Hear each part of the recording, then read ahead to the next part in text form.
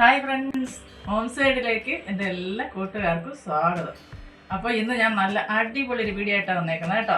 അപ്പോൾ വീഡിയോ കണ്ട് നിങ്ങൾക്ക് ഇഷ്ടപ്പെടുവാണെങ്കിൽ ഒരു ലൈക്ക് തരാനും അതുപോലെ തന്നെ എൻ്റെ ഈ കൊച്ചു ചാനലൊന്ന് സബ് ചെയ്യാനും തൊട്ടടുത്തുള്ള ബെൽ ബട്ടൺ ഒന്ന് അമർത്തി ഓൾ എന്നുള്ള ഓപ്ഷൻ ഒന്ന് എനേബിൾ ചെയ്യാനും മറന്നു പോകരുതേ. അതുപോലെ ഈ കൊച്ചു ചാനലൊന്ന് ഫോളോ ചെയ്യാനും മറക്കരുത്. അപ്പോൾ നമുക്ക് വീഡിയോയിലോട്ട് പോയാലോ. അപ്പോൾ ഇന്ന് നമ്മൾ തയ്യാറാക്കാൻ പോകുന്നത് വളരെ രുചികരമായിട്ടുള്ള ഒരു ബീറ്റ്റൂട്ട് കൊണ്ടുള്ള ഒരു നല്ല തോരനാണ്. അപ്പോൾ അത് ഉറപ്പായിട്ട് നിങ്ങൾക്ക് ഇഷ്ടപ്പെടും.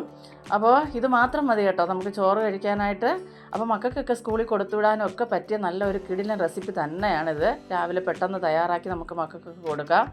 അപ്പോൾ അതിനായിട്ട് ഞാനിവിടെ 2 ബീറ്റ്റൂട്ട് ഇതുപോലെ എടുത്തിട്ടുണ്ട്. അപ്പോൾ ആദ്യം നമുക്കതിൻ്റെ തൊലിയെല്ലാം ഒന്ന് ചീകി വൃത്തിയാക്കി നമുക്ക് നല്ലപോലെ ഒന്ന് കഴുകി എടുക്കേണ്ടതായിട്ടുണ്ട്. അപ്പോൾ ആദ്യം നമുക്ക് ഇതെല്ലാം വൃത്തിയാക്കി കഴുകിയെടുത്തിട്ട് വരാം. ഇപ്പോൾ നമ്മളിവിടെ നമ്മുടെ ബീറ്റ്റൂട്ട് എല്ലാം കഴുകി വൃത്തിയാക്കി എടുത്തിട്ടുണ്ട്. ഇനി നമുക്ക് ഗ്രേറ്റ് ചെയ്ത് തോരൻ വെക്കുന്നതിനേക്കാളും നമുക്കിത് കൊത്തി അരിഞ്ഞ് വെക്കുമ്പോഴാണ് ഇതിന് നല്ലൊരു ടേസ്റ്റ് കിട്ടുന്നത് കേട്ടോ. എനിക്കതാണ് ഇഷ്ടം. അപ്പോൾ ഓരോരുത്തർക്കും ഓരോ രീതിയാണ്. പിന്നെ നമ്മളിപ്പോൾ എളുപ്പത്തിന് വേണ്ടിയിട്ട് എല്ലാം നമ്മൾ എളുപ്പത്തിലെല്ലാം ചെയ്യുന്നതല്ല. പണ്ടൊക്കെ ഞങ്ങളുടെ അമ്മയൊക്കെ ചെയ്തുകൊണ്ട് ഞാനൊക്കെ എൻ്റെ കൊച്ചിലെ ഞങ്ങളെ തരുമായിരുന്നു അരിഞ്ഞു കൊടുക്കാനായിട്ട്. അപ്പോൾ ഇതുപോലെ ഇരുന്ന് കൊത്തി അരിഞ്ഞ തോരനെല്ലാം ഏത് തോരനും തയ്യാറാക്കിക്കൊണ്ടിരുന്നത്. അപ്പോൾ ഞാനത് ബീറ്റ്റൂട്ടൊക്കെ ഒന്ന് കൊത്തി അരിഞ്ഞെടുക്കുന്നുണ്ട്. ഇങ്ങനെ ചെയ്യുമ്പോൾ ഒട്ടും തന്നെ കുഴഞ്ഞു പോകത്തുമില്ല. തോരൻ നല്ലതായിട്ട് നമുക്ക് ഒട്ടും തന്നെ ജലാംശമില്ലാതെ നല്ല തോരനായിട്ട് കിട്ടുകയും ചെയ്യും. അപ്പോൾ ഞാൻ ബീറ്റ്റൂട്ട് എല്ലാം അരിഞ്ഞ് റെഡിയാക്കി മാറ്റിയിട്ടുണ്ട്. ഇനി നമുക്കിതിൽ സവാള ചേർക്കുന്നില്ല. അതിന് പകരമായിട്ട് ഞാനൊരു 10-15 ചുവന്നുള്ളി ഇതുപോലെ ഒന്ന് നൈസായിട്ട് അരിഞ്ഞെടുക്കുന്നുണ്ട്.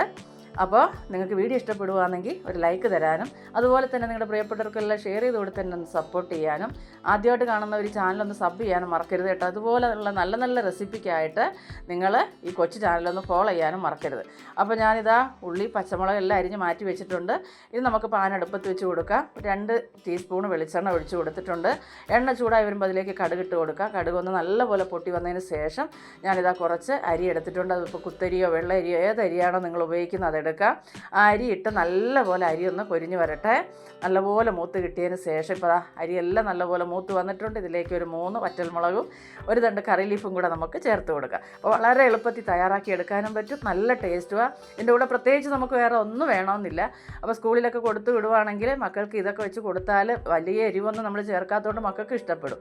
ഇനി ഇതിലേക്ക് കറി ലീഫും മുളക് ഇട്ട് ഒന്ന് മൂപ്പിച്ചതിന് ശേഷം നമുക്ക് അരിഞ്ഞു വെച്ചിരിക്കുന്ന ചുമന്നുള്ളിയും പച്ചമുളകും ഞാനൊരു 2 പച്ചമുളക് എടുത്തിട്ടുണ്ട്. അതും കൂടെ ഇട്ട് നമുക്കൊന്ന് നല്ലപോലെ ഒന്ന് വഴറ്റിയെടുക്കാം. ഒരുപാട് വഴന്ന് വാടിപ്പോകേണ്ട ആവശ്യമൊന്നുമില്ല. ജസ്റ്റ് ഒന്ന് വാടിയതിന് ശേഷം നമുക്കിതിലേക്ക് കൊത്തി അരിഞ്ഞ് വെച്ചിരിക്കുന്ന നമ്മുടെ ബീറ്റ്റൂട്ട് ഇതിലേക്ക് ചേർത്ത് കൊടുക്കാം.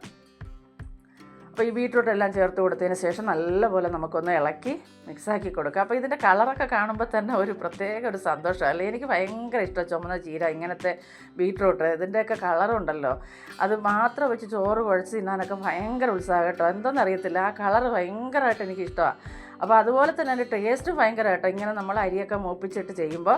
അപ്പോൾ ഇനി ഇതിലേക്ക് നമുക്ക് ആവശ്യത്തിനുള്ള ഉപ്പ് ചേർത്ത് കൊടുക്കുക. ഉപ്പും കൂടെ ഒന്ന് ചേർത്ത് കൊടുത്തതിന് ശേഷം ഒരല്പം മഞ്ഞൾപ്പൊടി ചേർത്ത് കൊടുക്കുക. ഇനി എല്ലാം കൂടെ നമുക്കൊന്ന് മിക്സാക്കി എടുക്കാം.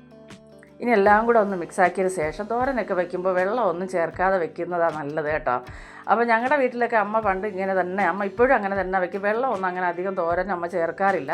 അപ്പോൾ അതുപോലെ ഞാനിത് അടച്ച് വെച്ച് വേവിക്കുകയാണ്. നമുക്കിതൊന്ന് തട്ടിപ്പൊത്തി വെച്ചതിന് ശേഷം അടച്ച് വയ്ക്കുക.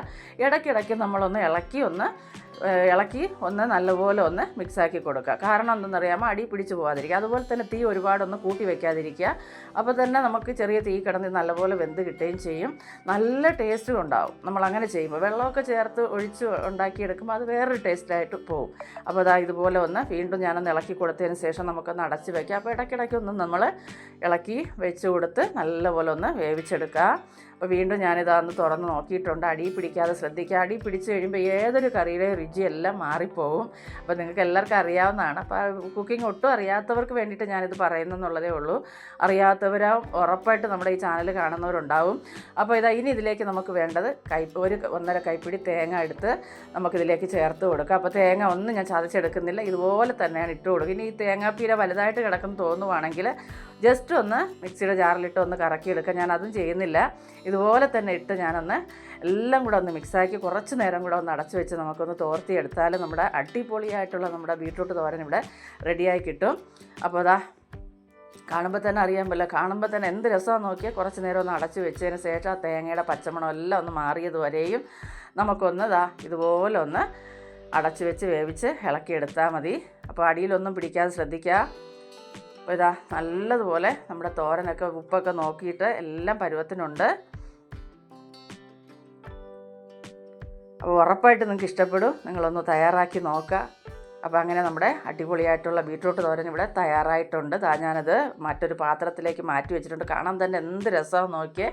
അപ്പോൾ ഇത് കാണുമ്പോൾ തന്നെ മക്കളൊക്കെ കഴിക്കും. എന്ന് വെച്ചാൽ ഇതിൻ്റെ കളറും ഇങ്ങനെ കൊച്ചു പിള്ളേർക്കൊക്കെ ഇങ്ങനെയുള്ള ഐറ്റങ്ങളൊക്കെ വളരെ ഇഷ്ടമായിരിക്കും. എന്നാൽ ബീട്രൂട്ട് ഒട്ടും കഴിക്കാത്ത മക്കളുണ്ട് കേട്ടോ. അപ്പോൾ അവർക്കൊക്കെ ഇതുപോലെ നമ്മൾ ചെയ്ത് കൊടുക്കുകയാണെങ്കിൽ ഉറപ്പായിട്ടും അവരിത് കഴിക്കും. അപ്പോൾ നിങ്ങൾക്ക് ഇഷ്ടപ്പെടുമെന്ന് കരുതുന്നു. ഒരു ലൈക്ക് തരാൻ മറക്കരുതേ. അപ്പോൾ ഈ വീഡിയോ എല്ലാവർക്കും ഇഷ്ടപ്പെട്ടെന്ന് കരുതുന്നു. അടുത്തൊരു വീഡിയോ ആയിട്ട് കാണുന്നതുവരെയും എൻ്റെ എല്ലാ കൂട്ടുകാർക്കും ബൈ.